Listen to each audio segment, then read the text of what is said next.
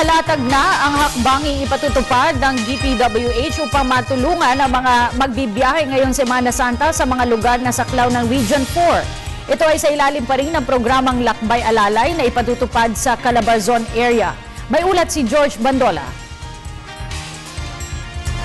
Handang-handa na ang DPWH sa Calabarzon para sa Lakbay Alalay ngayong Semana Santa. 30 Lakbay Alalay Center sa Region 4A ang inilatag na mayroong isang mekaniko, isang driver at mga round-the-clock na tauhan ng DPWH para sa road maintenance at information desk. With the help and cooperation with other government agencies, kagaya ng mga PNP, LTO, local government officials natin, DPWH along with other agencies prepared to provide motorist assistance during this Lakbay Alalay Holy Week season natin 2013. Ayon kay Director Beliaza, bagamat taon-taon namang ginagawa na magiging mas aktibo daw ngayon at mas mahaba ang Lakbay Alalay.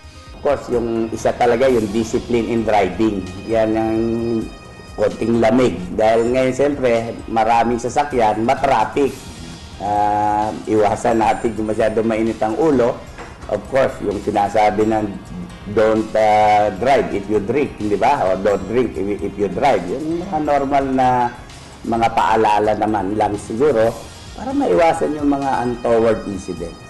Mga lugar ng hangganan ng SLEX sa Calamba, ang Tagaytay Santa Rosa Road at ang Manila East Road patungong Rizal, habang ang lahat ng daanan sa Quezon Province ang maigpit na babantayan ng DPWH dahil sa inaasang dagsa ng mga iglesia at magpupunta sa mga resort. Ang purpose ng Lakbay Alalay ay ito ay isang direktiba ng aming Secretary Singson na upang matulungan yung mga nagbabiyahe papunta doon sa mga lugar ng kanilang pupuntahan, at at the same time ay ito ay isa sa pagtulong din doon sa mga, lalo na sa mga nasisiraan na sasakyan, at higit sa lahat doon sa mga taong naliligaw.